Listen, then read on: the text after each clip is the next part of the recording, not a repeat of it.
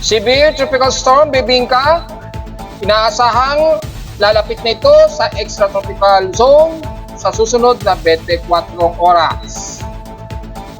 Epekto ng hatak sa ating habagat, medyo naunsamin ng bagya, kaya ang mga pag-ulan mas nararamdaman karimitan sa Southern Luzon, Mimaropa at western portions ng Visayas at Mindanao. Apektado sa Metro Manila at northern part ng Luzon, ating tatalakayin kung bakit hindi masyado inulan. At pagyanig sa Ryukyu Islands, South Japan, na-detect na aking seismometer kaninang 7:07 AM. At Magat Dam, nagbukas ng kanilang 3 gates ngayong araw.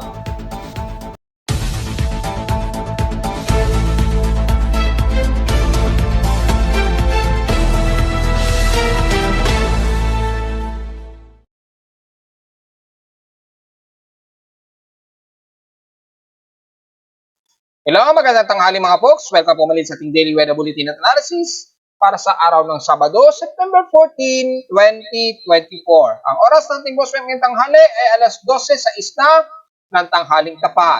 Well, nakataas ang thunderstorm advisory sa iba't bahagi at at least kaninang maga pa ay nakapagtaas ng thunderstorm advisory maging si Pag-asa dyan sa Southern Luzon at the rest ng west portions ng ating bansa.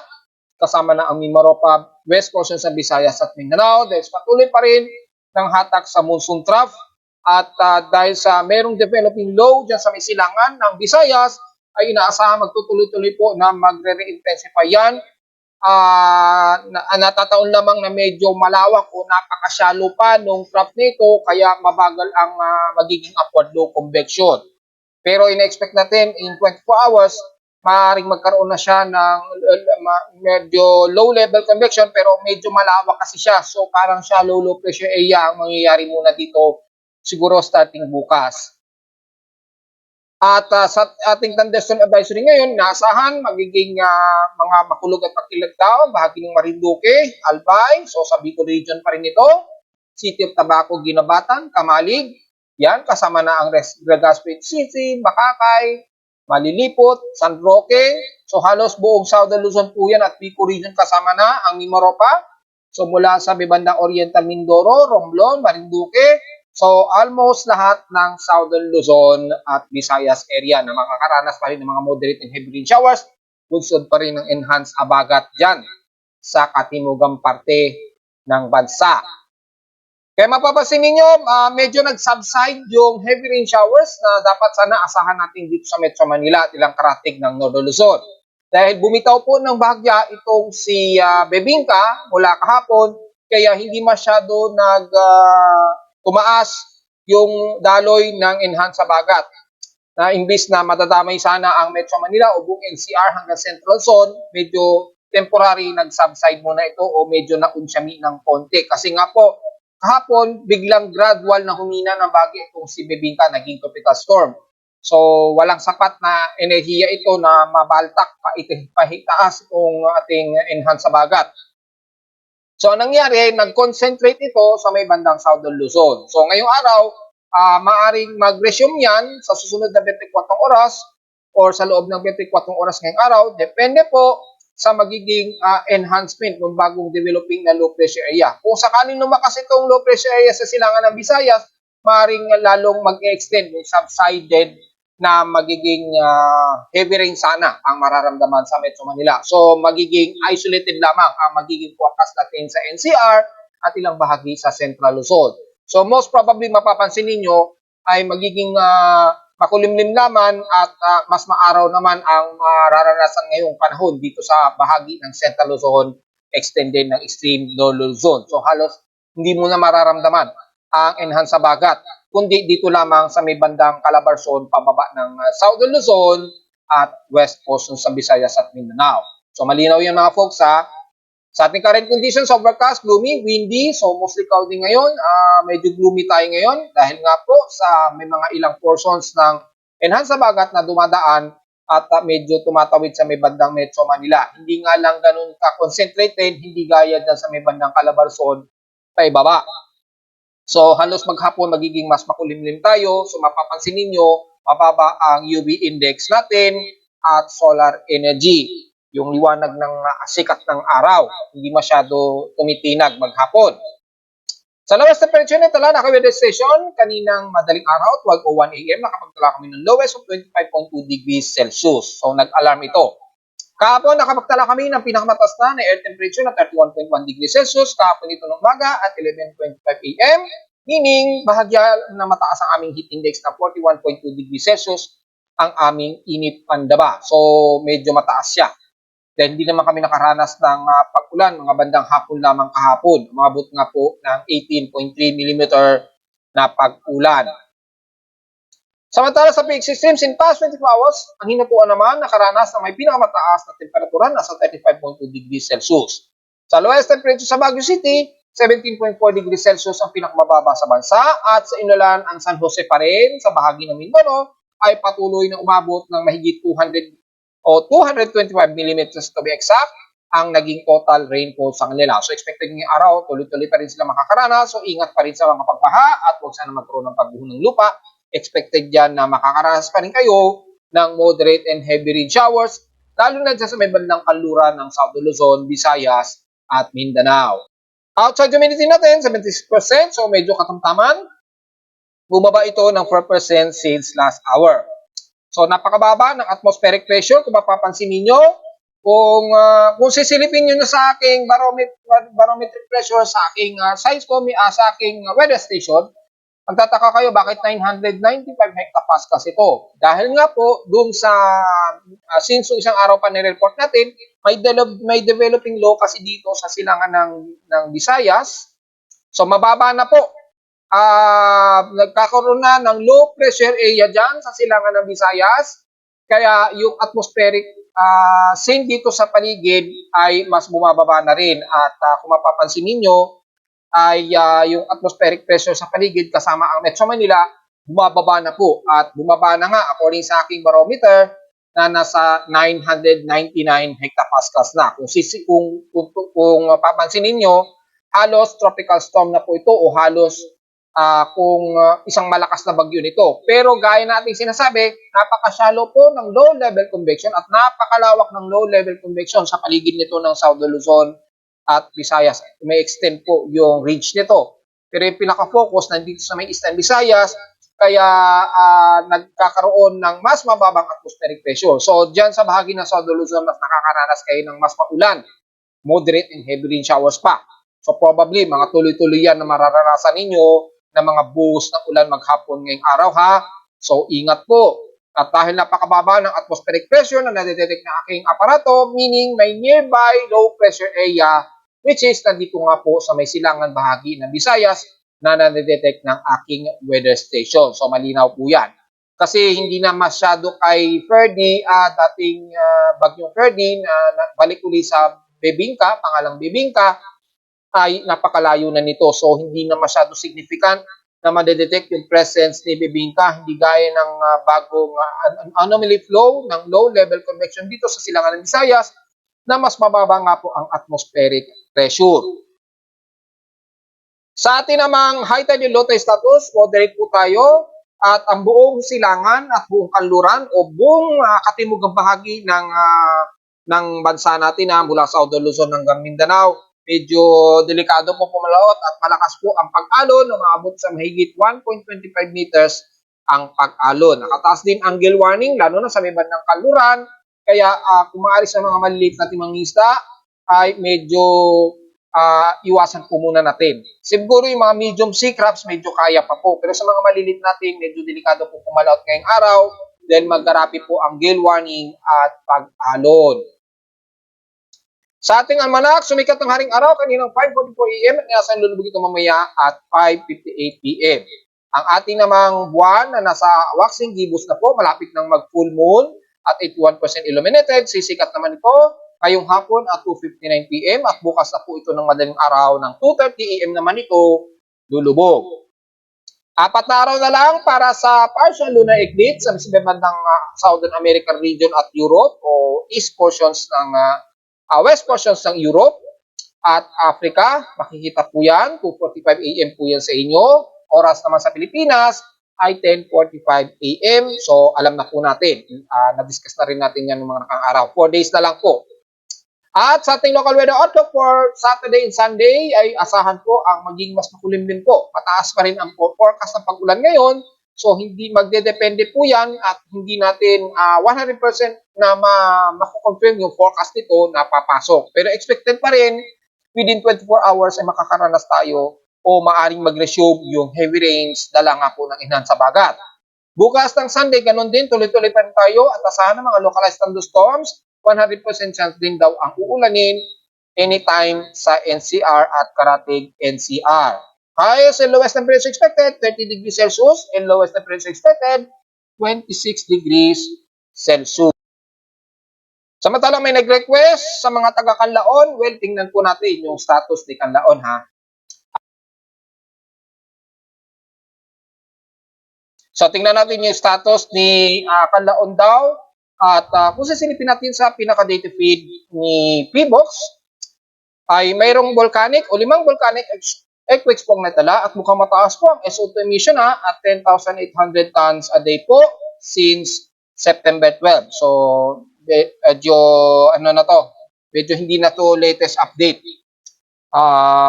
September 12 pa pala ito na i-measure. So, mataas pa rin at nanatiling alert number 2 pa rin yung antas ng nitong status ni Canlaon. Ingat na lamang po sa mga taga-Canlaon dyan o paligid. Dyan sa may bandang Northern Negros ay masyadong aggressive na po itong si Canlaon at expected ang tuloy-tuloy ng mga ilang volcanic earthquakes. Wala tayong latest na data mula kay Moody's para kay Canlaon. Malamang maaring magkaroon nito ng latest update na magkaroon na ng data para kay Canlaon. Sa ngayon wala pa eh. So, abang-abang na lamang mga folks. And so far, the rest naman ng mga vulkan ay wala naman tayong masyadong anomaly o high anomaly na nadedetect mula kay Moody's. Ayan, kung sisilipin natin, ay wala naman so far. At maging sa ating CIMS, Volcanic Cloud Imagery, ay wala naman din masyado. Maulap lang talaga ang katimugang bahagi ng ating bansa, dulot talaga ng enhanced habagat. So, diretso agad tayo sa ating ginagamit na satellite imagery. Kitang-kita po ang animated infrared rainbow na ito, yung malawakan na pag-ulan na ito. Yan, ang umiiral. So, i-adjust natin ng bandang 12. Yan, ang pinaka-latest. At makikita po natin ang malawak na kaulapan na ito sa may halos most of Southern Luzon. At mas mataas ang volume ng ulan sa may kalurang bahagi nga po ng bansa. So, automatic ang buong bahagi ng kanluran ng Southern Luzon, Visayas at Mindanao, asahan po ang moderate and heavy rain showers na mararanasan ninyo. Sa contour, hindi masyado nag-a-update si Pag-asa para sa rain contour. So, pagbabase natin ang Himawari Infrared Satellite Imagery ay mataas ang moderate to heavy rain showers ilang bahagi dyan sa may bandang Tagaytay, sa may Taal Lake, lalo na sa may bandang Calatagan, Batangas hanggang Tingloy. At sa halos buong Mindoro, nakakaranas sila ng moderate and some violent showers, lalo na sa may mga Bungabong, Kalintaan at Rizal. Ingat po sa mga pagbahamang buksa. At sa may bandang Bicol Region sa bahagi ng Sipokot, yan, sa may bandang Pananan, Bagakay, hanggang bandang Naga. So nakakaranas ng mga ilang light to moderate showers ang ilang bahagi ng Camarines Norte, especially Dayet to moderate and some heavy rain showers. Mga ilang light to moderate showers din ang naranasan ng mga taga-Naga at bandang Bulat hanggang dyan sa may bandang Gatchon Terena, Lagonoy, and the rest ng Quezon Province dyan sa may bandang Narciso, pababa ng Mulanay hanggang San Andres. And the rest ng Southern Luzon mula Marinduque, Romblon, Sibuyan Manyan, Caluyab, Burias Island, makakaranas kayo ng mga ilang light to moderate and some heavy rain showers lalo na sa Sibuyan, pababa na dito sa may bandang Malay hanggang Kalibo Aklan, ang Trocas City sa may Panay Island po. Ingat po sa mga pagbaha, asahan po yan mga folks dahil sa mga moderate to violent rain showers lalo na dyan sa bahagi nga po ng Boracay hanggang Kalibo na nakakaranas ng matitinding heavy rains to violent rain showers po according sa wavelength ng color ng satellite imagery po. So ingat po. At mga ilang moderate and some heavy rain showers naranasan naman ng taga Rojas pababa ng Pasig City hanggang Beliso naman di sa may bandang kalurang bahagi. And the rest ng west portion sa Visayas, asahan po ang mas maulap at kalat-kalat na mga ilang light to moderate showers ang bahagi po ng Negros Region at central part ng Visayas hanggang west portions. Typically, mga light to moderate showers ang expected mula bandang central Visayas at eastern portion sa Visayas. So magdala na naman po ng mga pananggalang sa ulan. Sa Mindanao naman, ang most of west portion sa Mindanao, buong Zamboanga Peninsula, ay asahan po ang mga ilang light to moderate showers and some moderate and heavy rain showers sa bandang Zamboanga del Norte, pagitan ng Labason, Baliguyan, hanggang Siraway. Maaaring umabot yan ng bandang Zamboanga City, so be prepared sa potential na heavy rains. Pero the rest, mostly mga light to moderate showers ang nakikitaan natin dito mula sa bahagi ng Northern Mindanao, ilang bahagi ng Sorsogon, at bandang Maguindanao, mga folks. So magkaroon man ng mga ilang light to moderate, pagdala pa rin ang pananggalang sa ulan, mga folks. At wala sa bahagi ng Davao Region, lalo na sa katimugang bahagi, bagamat magiging overcast and gloomy tayo dyan, isolated at kalat-kalat, mostly light to moderate showers ang nakikitaan natin na mga kalat-kalat na pag-ulan ng iiral, kasama na ang Davao City, Compostela Valley, Governor Noroso, at dito naman sa bandang Davao Oriental, o sakop na ng Sorsogon ay ang General Santos City hanggang Sarangani area. At sa sentro naman ng Mindanao, mula Balay-Balay, Bukidnon, Katamtaman, mga light to moderate showers din ang maaaring nakataasang forecast. Mga ilang moderate rain showers din sa may bahagi ng Surigao del Norte hanggang dyan sa bahagi ng Surigao del Sur at ilang bahagi ng Caraga. Mula dyan sa may bandang Cantilan, Madrid, Santiago, maaaring umabot pa ng Prosperidad at San Francisco. Pero madalas, mas makakaranas kayo ng mga ilang light to moderate showers maghapon. So ingat na lamang at magdala ng pananggalang sa ulan, mga folks. Pero mula sa Metro Manila, despite na magiging medyo gloomy tayo ngayon, medyo hindi tayo naaabutan ng at least light rain showers. Dito lamang sa may hanggang General Trias, Cavite, hanggang Bacoor, lamang ang medyo nakakaranas sila ng mga ilang light drizzle rains ay hindi pa masyado umaabot sa halos Metro Manila. Maaaring magkaroon tayo ng mga ilang light drizzle rain showers at yung heavy rain showers na in-expect natin ay medyo magsasubside muna ng bahagya. Ganon din sa bahagi ng Central Luzon and the rest ng west portions ng Zambales mula Masinloc pataas na ng bandang Pangasinan sa Bolinao and the rest ng extreme Nolo Luzon na mas katamtaman, medyo fair weather pa tayo dyan at maaraw, so expected na maalinsangan, humid, lalo na sa may silangang bahagi ng Nodo Luzon, medyo mas humid po tayo dyan. At kung pagbabasin natin ng temperature contour, grabe ang init sa may bandang medyo nawala yung ating mic. So ito po, inulit natin sa bahagi ng Pagudpod, sa bandang dulo ng Ilocos Norte, ay grabe pa rin. No? Maabot pa rin sa mahigit 34 at humihigit pa yung ilan sa 38 degrees Celsius dito sa kaduluduluhan ng Pagudpod, dito sa may bandang Blue Lagoon, yan, sa may bandang Pagudpod, nasa halos 38 degrees Celsius pataas ang kanilang temperatura. At mataas naman sa 34 to 37 degrees Celsius ang bahagi ng Calaveria, Santa Princess, at Sanchez Mira. Kabilang na rin ang bahagi ng Dalupiri Island sa sakop ng Babuyan Islands. And the rest ang bahagi ng Extreme Nolo Luzon mula Lawag sa Ilocos Norte, alang bahagi ng Ilocos Sur, pababa na yan ng bandang San Fernando, La Union, Benguet, at Dagupan. Dito naman sa may bandang Apari hanggang Tuguegarao, despite na medyo fairly weather type, medyo humid, ay nakataas pa rin ang temperatura sa parte ng Tuguegarao. So ingat po. Medyo mababa lamang, ewan ko kung error ito sa may bandang Palanan, Isabela. No idea tayo, tingnan natin kung maulan po ang bahagi na yan sa may bandang Palanan, Isabela. Kung sakali man na maulan, maaaring dulot lamang ng cluster ng kaulapan na nakikita natin dito sa infrared rainbow potential. Pero not sure dahil mukhang makikita dito napakalamig ng temperatura. So not sure po yan.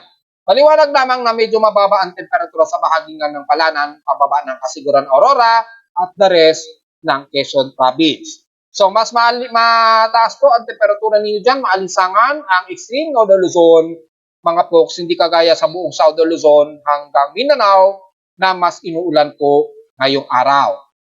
Diretso agad tayo sa ating ginagamit na satellite imagery ay makikita po natin balik si Tropical Storm uli itong sa Bibingka At lumabas nga po ito ng ating Philippine Area of Responsibility kagad ng mga madaling araw po ito. So, in-expect ko mga bandang 8 o 9 p.m. Pero madaling araw na ito lumabas, bandang 2 a.m. po nag-exit. Pumasok ito ng ating park kahapon, 7 o'clock p.m. according dito sa aking actual satellite ng Himawari. Pero kay Pag-asa ay 6 p.m. daw ito dineclare nila na nasa loob na raw ng Philippine Area of Responsibility. So, no idea tayo dyan mga folks dahil nagbabase lang naman tayo sa pinaka-actual ng satellite imagery at sa pinpoint ng ating ATCF.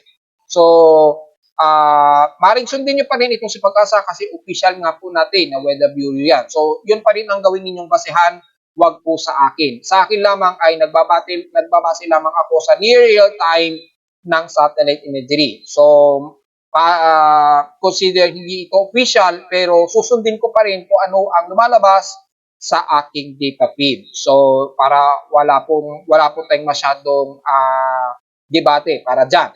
So, sundin nyo pa rin si Pag-asa dahil official weather bureau po natin yan at hindi naman po official ang aking mga weather reports. Base lamang ito sa aking mga nakikita at real-time observation na galing din naman sa mga official weather agencies. So far, nasa may bandang baybayin nito ng Okinawa Islands o bandang Naha sa may eastern part ng baybayin ng Naha. Ang pinakasentro ngayon ni Bebingka na dating tinawag natin na pansandalian lamang sa local name na Pwede Kagabi.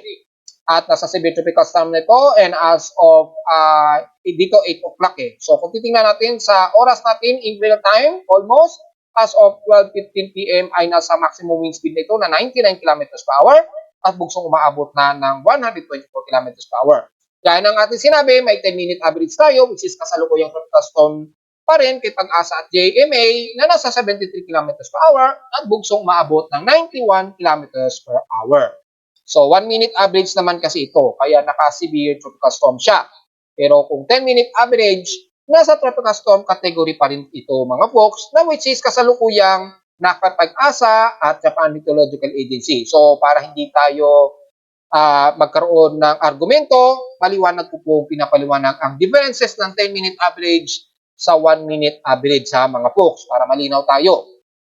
So hindi na natin masyado susukatin ito dahil nasa mahigit 1,200 kilometers naman ang posisyon nitong si Bebingka. Northeast pa rin ng Itbay at Batanes.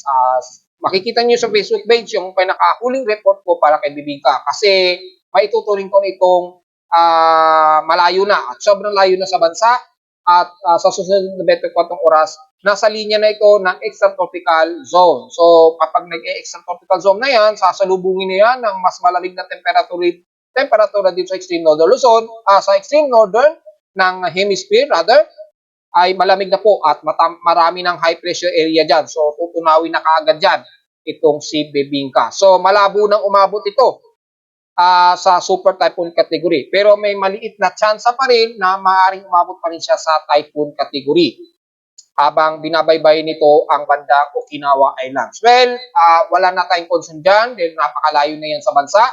At maraming nagtaka bakit hindi umabot sa Metro Manila ang heavy rain showers sa Southern Luzon.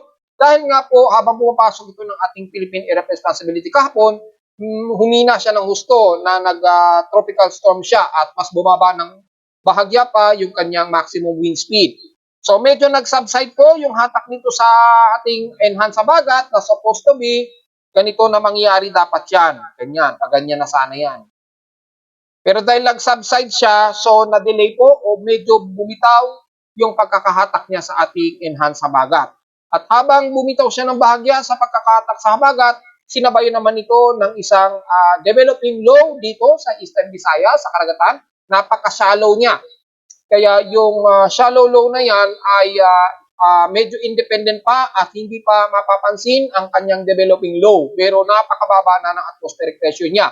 At nabasa nga natin o na-detect ko sa aking weather station, nasa 999 hectopascals nito, napakababa. So meaning very developing low siya. Kaya lang hindi pa talaga organized at wala pang circolic o yung pinaka-vorticity niya ang nakikitaan dito. So sa ngayon hindi pa natin maituturing yan na isang invest Pero anytime moment, maaaring magkaroon na siya ng bahagyang vorticity sa susunod o sa loob ng 48 oras. Pero titingnan natin, di malakas po yung hatak o yung daloy pa rin ng monsoon trap dito.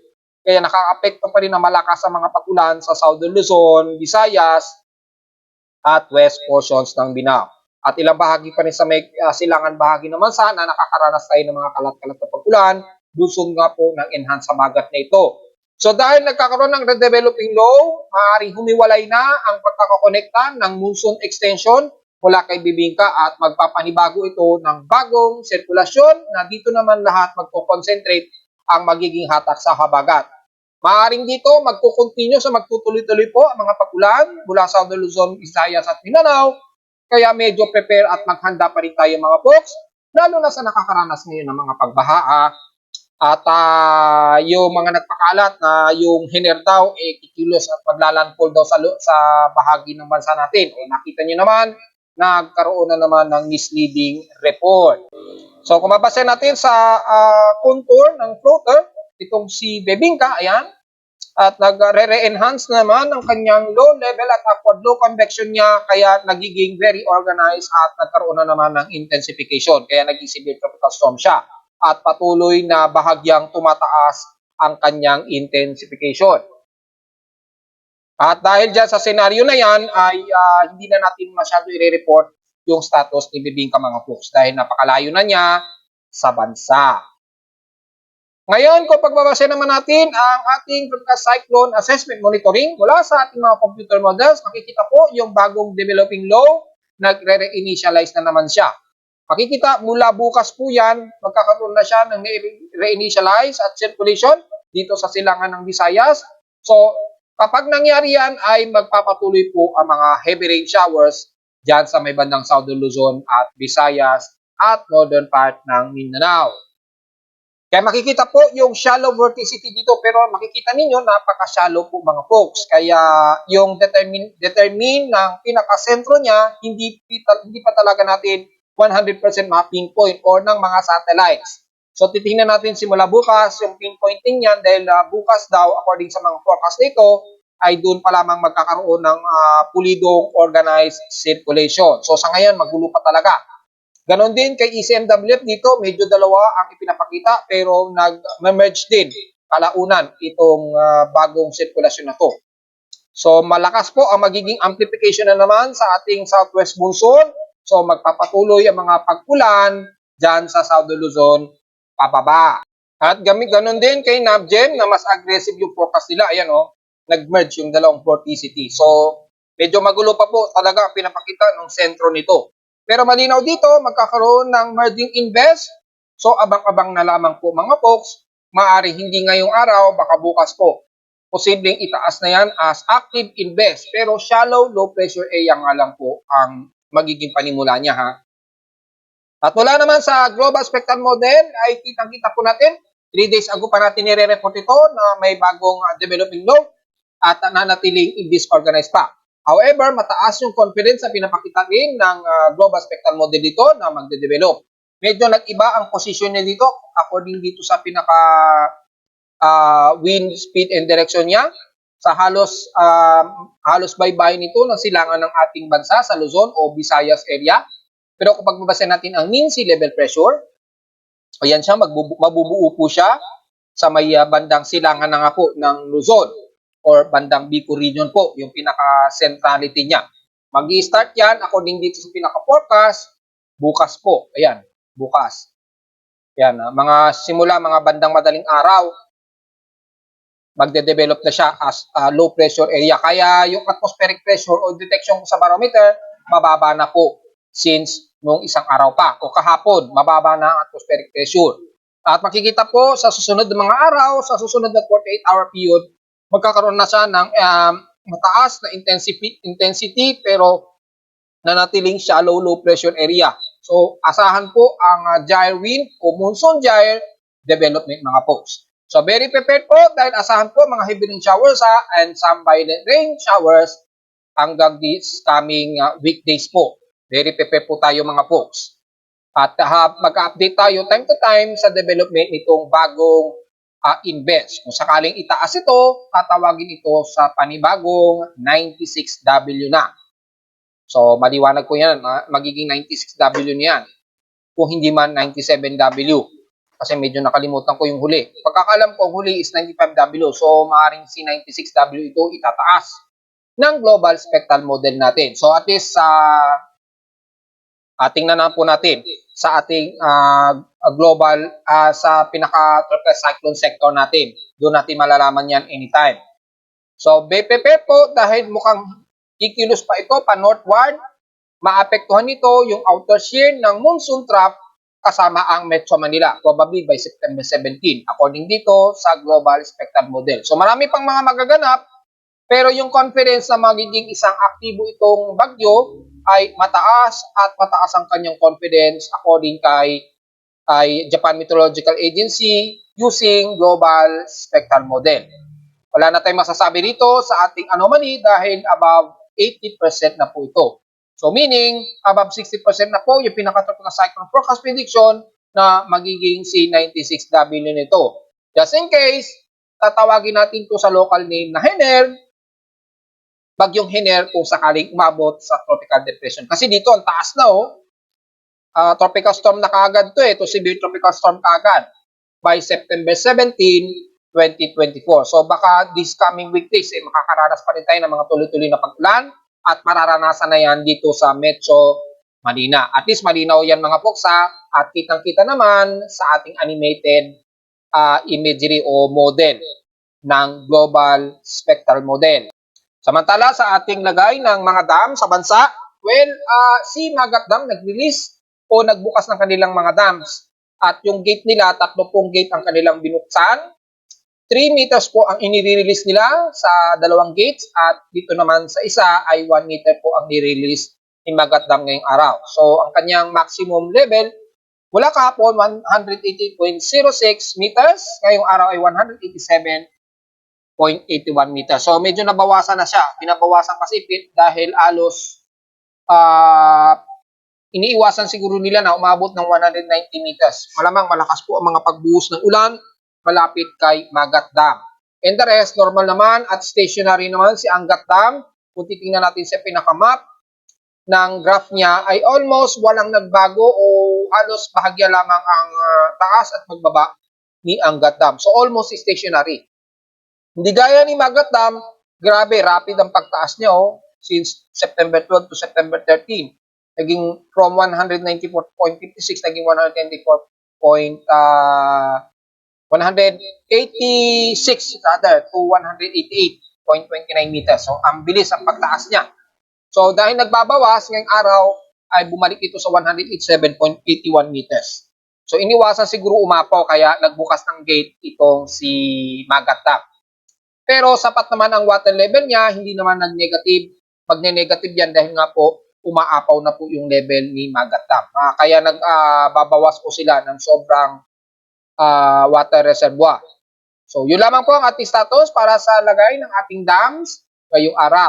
At sa Ulatindol, kaninang 7 a.m., na-detect yung pagyanig dito sa may bandang sa may Japan. So, makikita natin dito sa ating real-time world seismic monitoring, ayan, nagkaroon ng medyo malakas-lakas na magnitude 5.7 sa bandang Southern Japan, sa Ryukyu Islands, Japan. Naganap ito sa kanila 7:03 a.m. Nag-arrive naman ito sa aking seismometer kaninang 7:07 a.m. kanina. May lalim na 29 km lamang kaya medyo na-detect yung pagyanig hanggang sa Pilipinas. Yung travel times niya. Magnitude 5.7 yung exact epicenter nito. At meron na namang mga pagsunod ng mga magnitude 5 sa may bandang Vanuatu at Kermadec Islands. So medyo malakas ang mga pagyanig natin dito sa may bandang Pacific Ring of Fire na naman.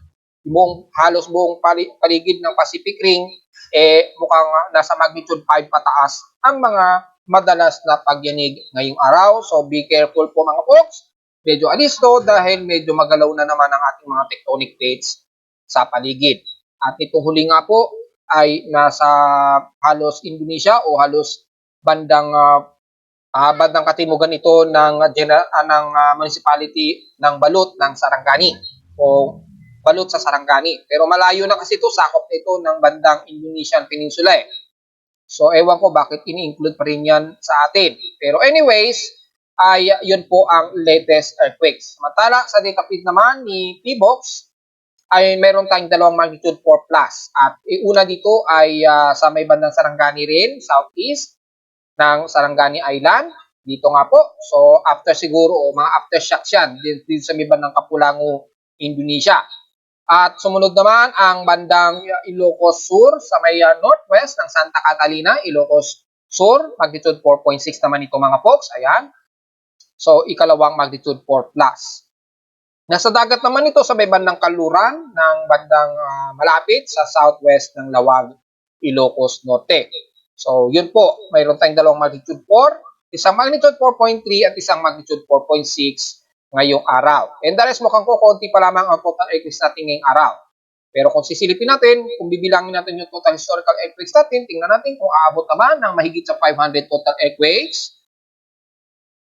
Yan, kung sisilipin natin ang month of September.